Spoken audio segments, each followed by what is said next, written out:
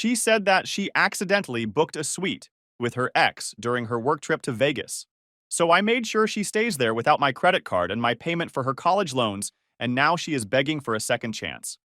Hey everyone, using a throwaway because this story involves some people who might recognize the details.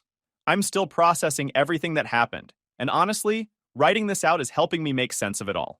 I, 32 male, have been with my girlfriend Lisa, 29 female, for 3 years. We've been living together for the past year and a half, and I thought things were going really well between us. She's been working as a marketing coordinator at this tech startup, and I've been supporting her through her MBA program that she's finishing up part-time. The arrangement worked well for both of us. I make decent money as a software engineer, and she's brilliant, but needed the financial support to focus on her studies and build her career. Just to give you some background on our financial arrangement, when we moved in together, we decided I'd handle most of the major expenses since my salary was significantly higher. I pay the rent on our apartment, utilities, groceries, and I've been covering her student loan payments for her MBA program, which run about $1,800 a month. She contributes what she can from her salary, but most of her income goes toward her personal expenses, car payment, and building up some savings. She has my credit card as an authorized user for emergencies and joint expenses. Looking back, maybe I was too generous, but I believed we were building something together and investing in our future. The situation that's led to me writing this post started about 3 weeks ago. Lisa came home excited about a work conference her company was sending her to in Las Vegas. It was supposed to be a big opportunity for her. Potential clients, networking, maybe even a promotion if things went well.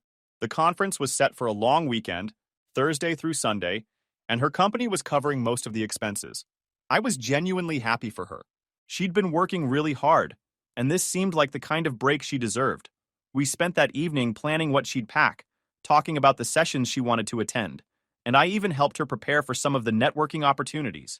Everything seemed normal, and I was proud of how far she'd come in her career. The night before she left, she mentioned something that should have been a red flag, but at the time I didn't think much of it.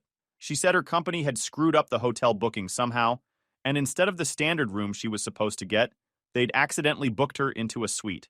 She seemed a little flustered about it, saying she'd tried to change it, but the hotel was completely booked because of the conference. It's going to be so awkward, she said, laughing nervously. I mean, I'm grateful, but I don't need all that space just for myself. I told her to enjoy the luxury, maybe order room service, and make the most of the company's mistake. She kissed me goodbye the next morning, and I drove her to the airport. Everything seemed fine. The first day, Thursday, I got normal texts from her. She'd landed safely, the conference was good, typical work stuff. Same thing Friday. But Friday night, her texts started getting weird. Short responses, delays in responding, and when I called her to say goodnight around 11 p.m. my time, 8 p.m. Vegas time, she seemed distracted and said she was exhausted and going to bed early. Saturday was when things got really strange. I barely heard from her all day. When I did, her responses were just basic stuff. Conference is good, busy day, that kind of thing. I called her Saturday night around the same time, and it went straight to voicemail. I figured maybe she'd gone out with some colleagues and her phone died, so I didn't worry too much about it. Sunday was supposed to be her last day, and she was supposed to fly back Sunday evening. But around noon, I got a text that made my stomach drop. Hey babe, flight got delayed. Might not be back until Monday morning. Hotel is extending my stay for free since it's not my fault. We'll call you later. Something about that text felt off. First, Lisa is usually way more detailed in her communication, especially about travel changes. Second, I'd helped her book the original flight, and it was on a major airline that doesn't typically have severe delays without weather issues. I checked the weather in Vegas. Perfect conditions. I tried calling her, but it went straight to voicemail again. That's when I decided to do something I'd never done before in our relationship. I checked our credit card statements online. What I found made me physically sick. There were charges on my credit card from Vegas, but they weren't just from Lisa. There were 2 charges at the same restaurant Friday night, within minutes of each other. 2 charges at a bar Saturday night. 2 tickets to a show I knew Lisa had no interest in. And then the one that broke me. A charge at a very expensive steakhouse Saturday night for $340. Way more than Lisa would ever spend on a meal for herself. But the real kicker? I cross-referenced the timeline with her texts and calls. Every time there were 2 charges close together, it corresponded exactly with times she'd been unresponsive or weird in her communication. I spent Sunday night going through everything with a fine-tooth comb. The hotel charges on my card showed room service for 2 people multiple times. There were spa charges for couples packages. Even a charge at a jewelry store in the hotel for a men's watch that cost $800. By Monday morning, I was certain Lisa wasn't alone in Vegas. And given her nervousness about the accidentally booked suite, I had a pretty good idea of who she was with. See, about 6 months into our relationship, Lisa had told me about her ex, Jordan. They dated for 2 years before we got together, and according to her, it had ended badly when he moved to California for work and didn't want to do long distance. She'd mentioned a few times that he worked in tech sales and traveled a lot for work. She'd also mentioned that he'd tried to reconnect with her a few times over social media, but she'd always shut it down out of respect for our relationship. Or so she'd told me. When Lisa finally called me Monday morning, I was ready. She started with the same story about flight delays, but her voice sounded off, guilty, nervous. That's weird about the delays, I said casually. I was looking at flight tracking websites, and it shows most flights from Vegas to here were on time yesterday. There was a pause. Oh, it wasn't weather. It was some kind of mechanical issue with our specific aircraft. Which airline again? Another pause. Southwest. Now I knew she was lying. I'd helped her book the flight on Delta, and she knew I knew that. Lisa, I said quietly, who are you with in Vegas? The silence on the other end was deafening. Finally, she said, what do you mean? I'm alone. Then explain to me why my credit card shows charges for 2 people at dinner, drinks, shows, and spa treatments. I heard her suck in a breath. I can explain that. I'm listening. Okay, look, I didn't want to tell you because I knew you'd be upset, but Jordan is here for the same conference. We ran into each other, and since we're both here alone, we decided to hang out as friends. That's all. And the suite that was accidentally booked?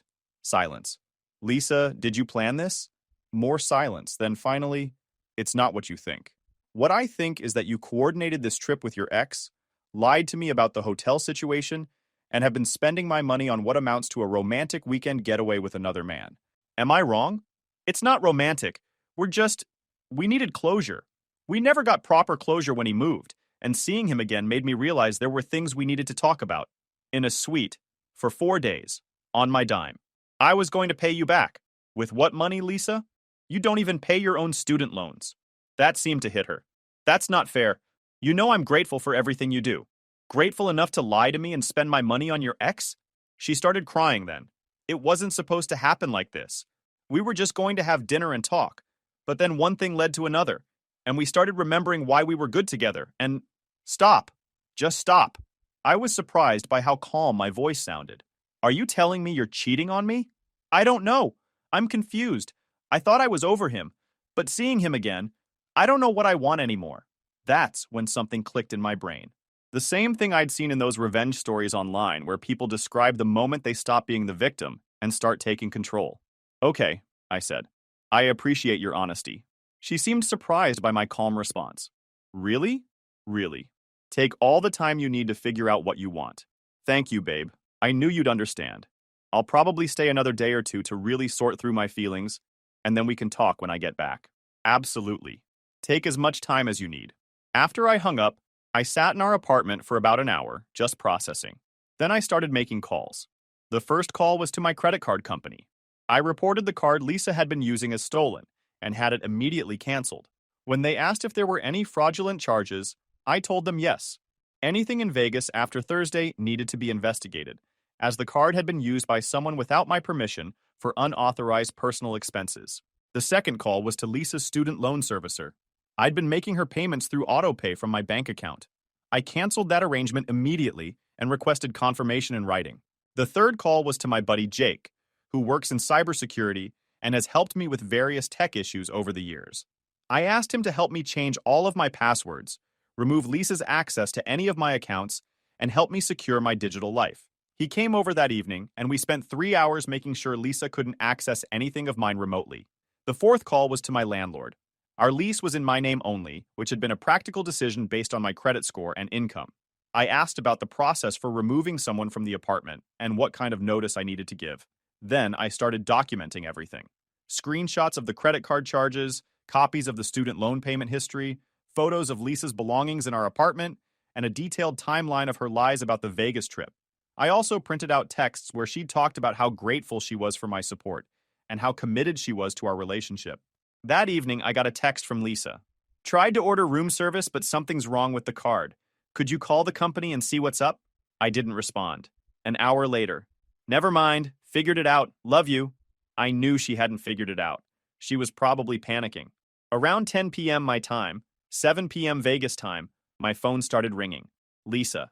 What the hell did you do? She said as soon as I answered. I'm not sure what you mean. The credit card isn't working. I'm stuck here with no way to pay for anything. That's strange. Maybe there's a fraud alert because of unusual spending patterns? Don't play dumb with me. I know you canceled it. Why would I do that? Because you're being vindictive and petty. I'm being vindictive? You're in Vegas with your ex spending my money on a romantic getaway, and I'm the one being petty? It's not romantic. How many times do I have to tell you that? Lisa, you're in a suite with your ex-boyfriend. You've been lying to me for days, and you just admitted you're confused about your feelings for him. What would you call it? I call it figuring out my life, and you're sabotaging me. I'm not sabotaging you. I'm protecting myself. If you want to figure out your life with Jordan, you're welcome to do that on your own dime. How am I supposed to get home? The same way you got there, with the return ticket that I assume you have, or with help from Jordan, since you two are so close now. She was quiet for a moment. Are you breaking up with me? I don't know. I'm confused about my feelings too. Maybe I need some time to figure things out. This is ridiculous. You're overreacting to something innocent. Lisa, answer me honestly. Have you been physical with Jordan? Silence. Have you kissed him? More silence. Have you slept with him? I don't think that's relevant to... It's a yes or no question. It's complicated. It's really not. Finally, she whispered, yes, but it doesn't mean anything. It's just closure. Okay, thanks for being honest. Enjoy your closure. On your own budget. I hung up and blocked her number. The next morning, Tuesday, I got a call from my bank. Someone had tried to access my account online multiple times with the wrong password, triggering their security protocols. I confirmed that it wasn't me, and they added additional security flags to my accounts. I also got a call from Lisa's student loan company, confirming that I was no longer responsible for her payments and that her account would revert to her personal information. They mentioned that her next payment of $1,847 was due in 12 days. Around noon, Jake called me at work. Dude, you need to see this. He sent me a screenshot of Jordan's Instagram story. It was a photo of two champagne glasses clinking together with the caption, "Sometimes the universe gives you exactly what you need." The location tag was from the hotel where Lisa was staying. That evening, I started packing up Lisa's belongings. I wasn't angry anymore. I was just methodical. I boxed up her clothes, her books, her personal items, everything.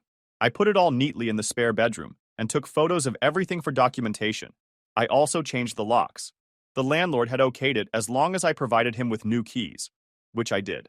Wednesday, I got several calls from unknown numbers that I didn't answer. The voicemails were from Lisa, increasingly frantic. Please call me back. My flight is tomorrow morning and I need to talk to you. I know you're upset, but we can work through this. Please don't do this. I can't afford to stay here another night. The hotel is charging me full price now and I don't have enough money. I'm sorry, okay? I made a mistake, but 3 years together has to count for something. Thursday morning, I got a text from an unknown number. This is Jordan. Look, I don't want to get in the middle of your relationship issues, but Lisa doesn't have enough money to get home and she's kind of freaking out. Can you please call her? I responded.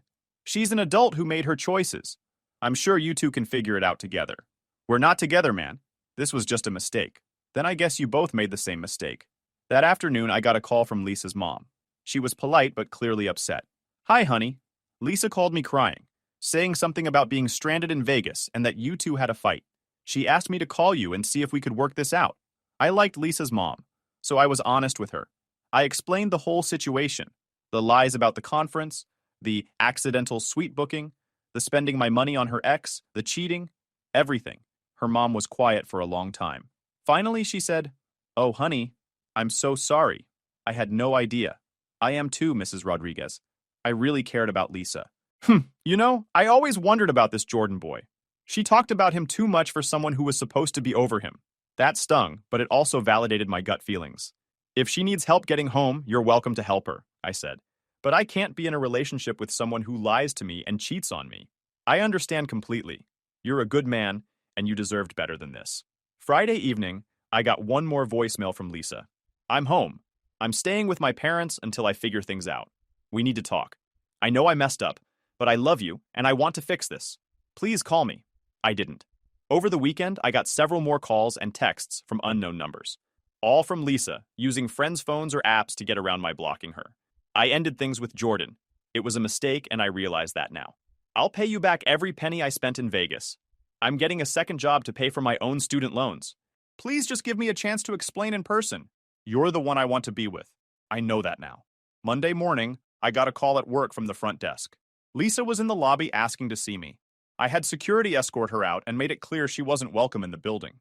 That evening, she was sitting on the steps outside my apartment building when I got home from work. She looked terrible, like she hadn't slept in days. We need to talk, she said, standing up. No, we don't. Yes, we do. You can't just throw away 3 years without even giving me a chance to explain. I gave you multiple chances to explain. You chose to lie every time. I was scared and confused. Jordan contacted me about the conference, and when he suggested we meet up to talk, I thought I could handle it. I thought I was over him. So you lied to me about it. Because I knew you'd be upset. Of course I'd be upset. You were planning to meet up with your ex behind my back. It wasn't supposed to go that far. The sweet thing was his idea, and I should have said no, but I was curious about what it would be like to have closure with him. By sleeping with him. She started crying. It was a mistake. A stupid, horrible mistake, but it made me realize how much I love you and want to be with you. Lisa, you didn't make a mistake. You made a series of choices. You chose to coordinate with Jordan. You chose to lie to me about the hotel. You chose to spend my money on dates with him. You chose to sleep with him. Those weren't accidents. But I chose you in the end. I told Jordan it was over, and I came home to you. You came home because I cut off your credit card, and you couldn't afford to stay. That's not true. Then why didn't you come home Sunday like you were supposed to? She didn't have an answer for that. Lisa, I want you to think about something. If I hadn't canceled the credit card, how long would you have stayed in Vegas with Jordan? More silence. If I hadn't confronted you about the charges, would you have ever told me the truth about what happened? I would have eventually? No, you wouldn't have. You would have come home and pretended it never happened, and I would have been paying your student loans and supporting you while you figured out your feelings for another man. She was sobbing now. Please don't do this. I'll do anything to make it right. You can't make it right, Lisa. You broke my trust, you lied to me repeatedly, and you cheated on me. There's no coming back from that. But you said you loved me. I did love you. Past tense. I walked past her into the building and didn't look back. Over the next week, I got a few more attempts at contact, but they gradually stopped. Jake told me he'd seen that Jordan had updated his relationship status to single on Facebook and had posted some cryptic stuff about learning hard lessons about the past. Lisa's mom called me once more to apologize and to let me know that Lisa had moved in with a friend and was working 2 jobs to cover her expenses and student loans.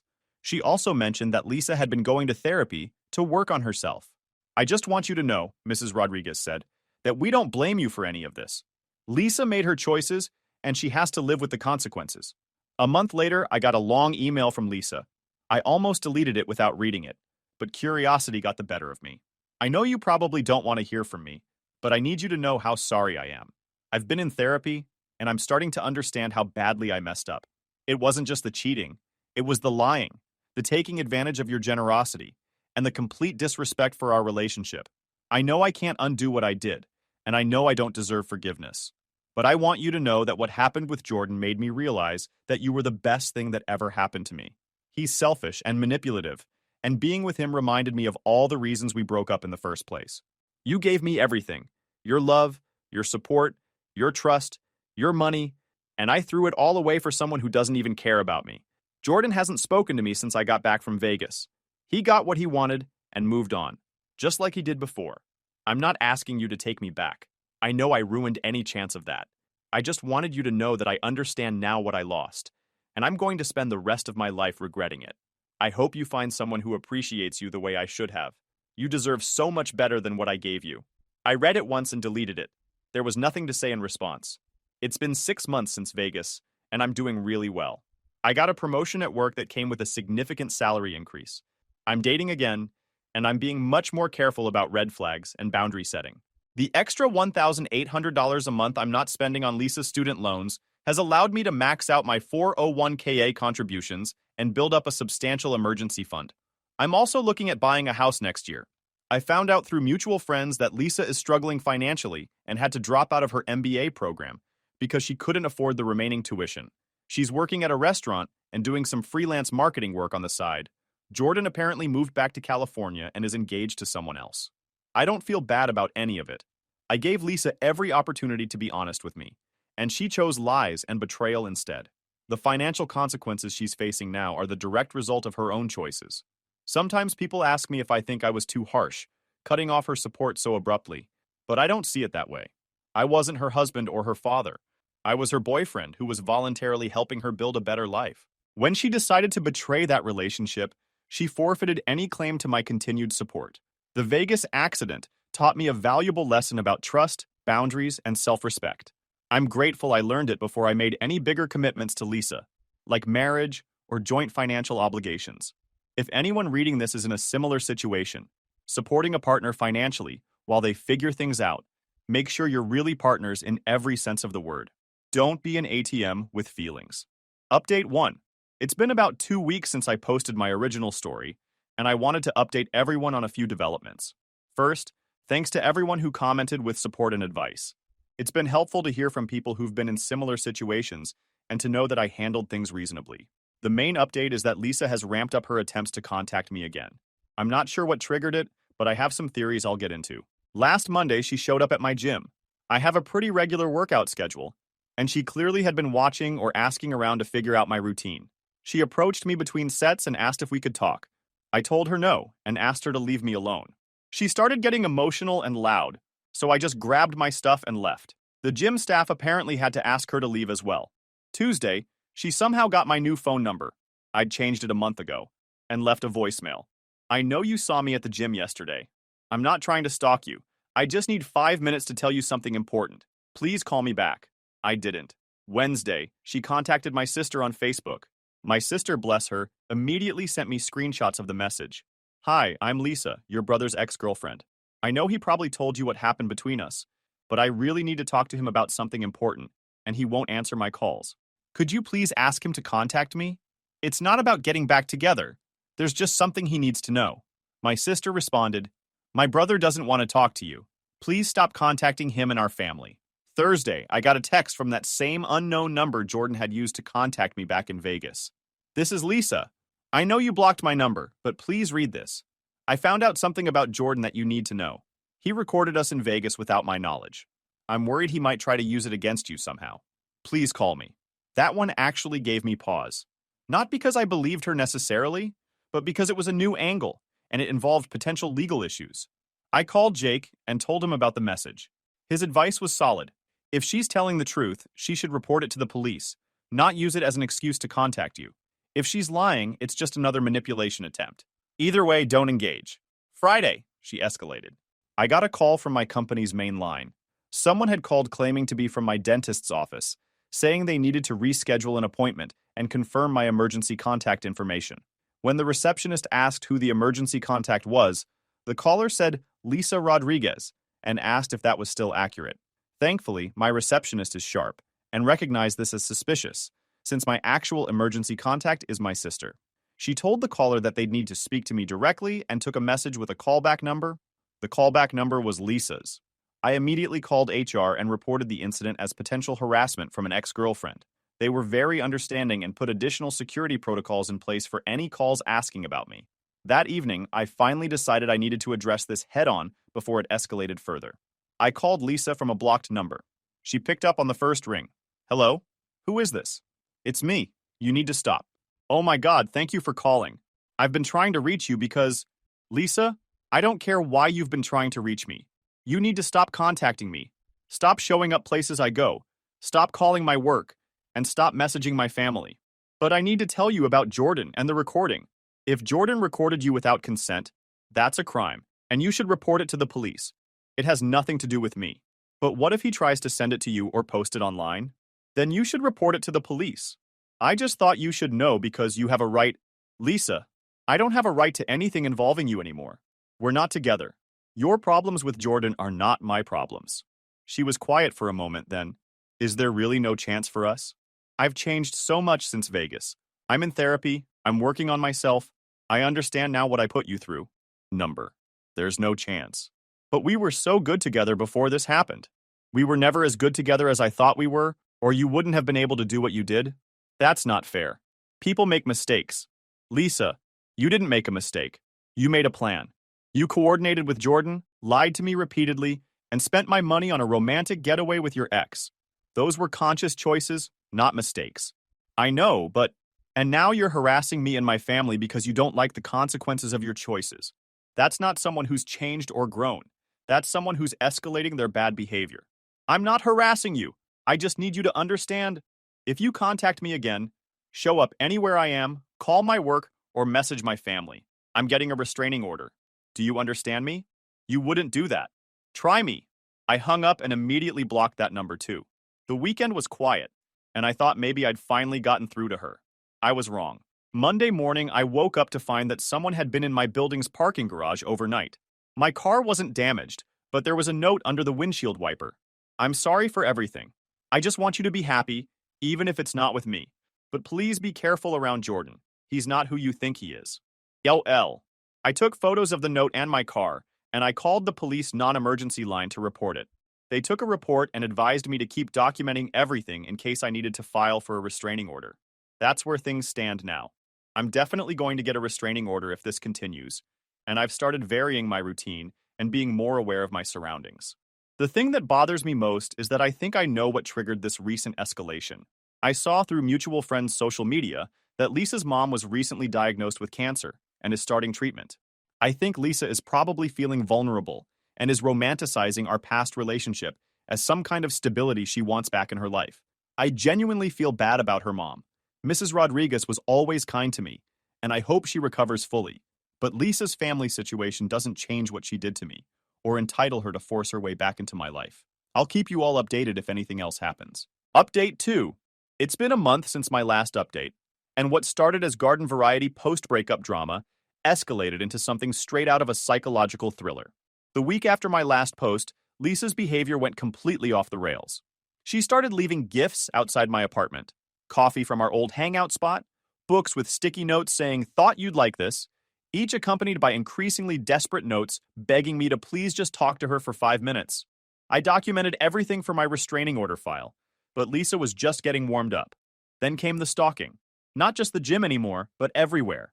My grocery store, trivia night at Murphy's, even the coffee shop near my office. She'd somehow mapped my entire routine and would just happen to be there, trying to corner me for a conversation I absolutely didn't want to have. Each time, I'd leave immediately. But it was clear she was either following me or had turned into some kind of behavioral detective, studying my patterns like a PhD thesis. The breaking point came on a Thursday evening that should have been perfect. I was having dinner with Sarah, a woman I'd been dating who was actually amazing. Smart, funny, gorgeous, the whole package. We were at this nice downtown restaurant, really connecting, and I was thinking this could be something serious. Halfway through our entrees, Lisa materialized at our table like a horror movie villain. "Hi," she said to me, completely ignoring Sarah's existence. "I saw you through the window and just wanted to say hi." Sarah looked like she'd been slapped. I was seeing red. "Lisa, you need to leave. Now. I'm not doing anything wrong. I'm just being friendly." The fake sweet voice made my skin crawl. "You're harassing me." "That's a strong word. I just want to talk." Sarah, bless her heart, stood up with dignity. "I'll give you 2 minutes to sort this out." She headed toward the restroom, but I could see she was shaken. "Look what you've done," I hissed at Lisa. "You've ruined my evening and made someone I care about uncomfortable." "I didn't mean to." She glanced toward the bathroom. "Are you dating her? Is it serious?" "That's none of your business." "But is it though?" "Lisa, leave right now or I'm calling the police." "You can't call the police just for talking to you in public." "I can for stalking and harassment." Her mask dropped then. The fake friendly expression disappeared, replaced by something cold and ugly. "Fine, but you should know Jordan wasn't lying about the recording, and he's been asking about you." "What does that mean?" "Maybe you should be nicer to people trying to help you." That sounded like a threat. I pulled out my phone and dialed 911 right there at the table. 911, what's your emergency?" "I'm being harassed by my ex-girlfriend who's been stalking me for weeks. She just made what sounds like a threat and won't leave me alone." Lisa's eyes went wide. Clearly, she hadn't expected me to actually follow through. She bolted from the restaurant like her pants were on fire. The police were fantastic. I showed them my carefully maintained documentation, photos of notes and gifts, records of her showing up everywhere, messages to my family, the works.